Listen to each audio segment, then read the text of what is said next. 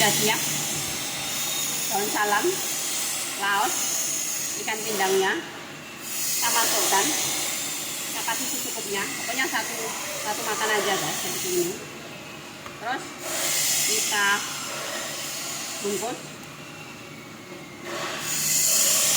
seperti ini guys. Nanti kita kukus.